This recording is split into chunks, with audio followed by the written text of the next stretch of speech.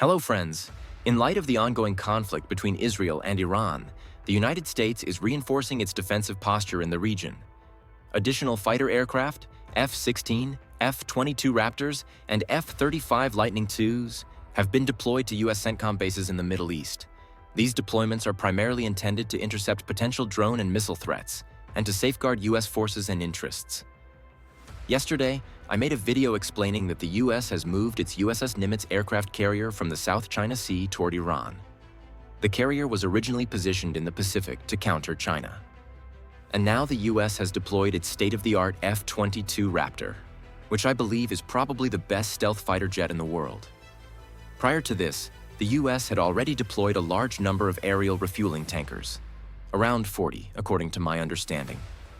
This raises the question: is the U.S. now preparing to launch an attack on Iran alongside Israel? Just yesterday, the U.S. president made a post warning Iranian citizens to evacuate Tehran, which many in Iran interpreted as a sign that Israel might be preparing to launch a nuclear strike, or that a massive joint bombing campaign by the U.S. and Israel could be imminent. Then, later at night, another tweet from Donald Trump surfaced, in which he called for Iran's unconditional surrender. According to U.S. officials, F-22 and F-35 jets are being repositioned as part of an enhancement of the defensive posture in the region, a move ordered by Secretary of Defense Pete Hegseth. Now tell me, what kind of defensive posture is this? Because Israel could not have attacked Iran without U.S. approval, or rather, it's more accurate to say that it couldn't have done it without U.S. support and weapons. Flight tracking reveals at least a dozen F-35s flying from RAF Lakenheath, supported by KC-135 tankers, along with F-22s staging from Langley Air Force Base.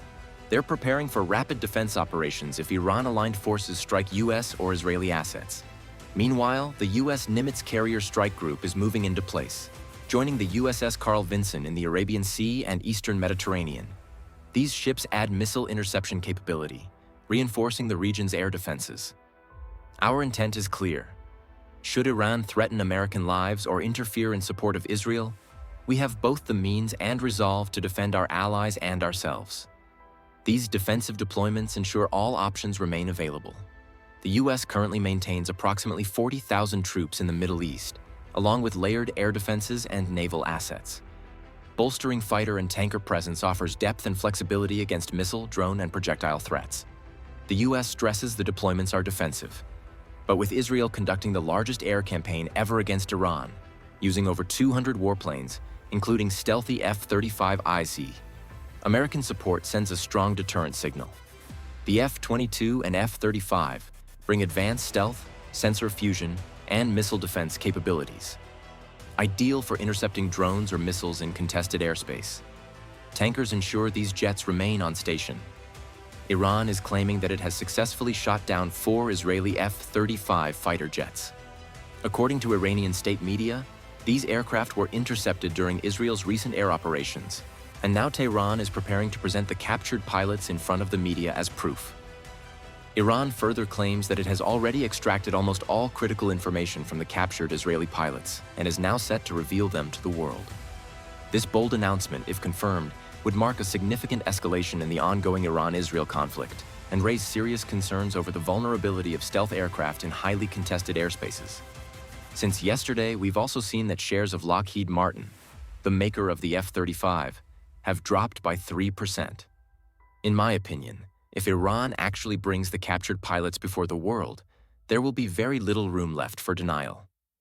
Even major NATO countries, which are some of the biggest buyers of the F-35, might begin to doubt its capabilities. Many European nations have placed large orders. Japan is one of the biggest buyers. South Korea is acquiring the F-35 in significant numbers, and Australia has also committed to a large fleet. So if Iran's claims turn out to be true, it could be a major blow to the reputation of the F-35 program. This could also be seen as a serious setback for both Israel and the West. On the other hand, for Iran, this could be portrayed as a significant victory. Capturing 4 F-35s and their pilots would be more than enough for Iran to claim success and boost its narrative at home. That's all for today's update. Please subscribe and like this video.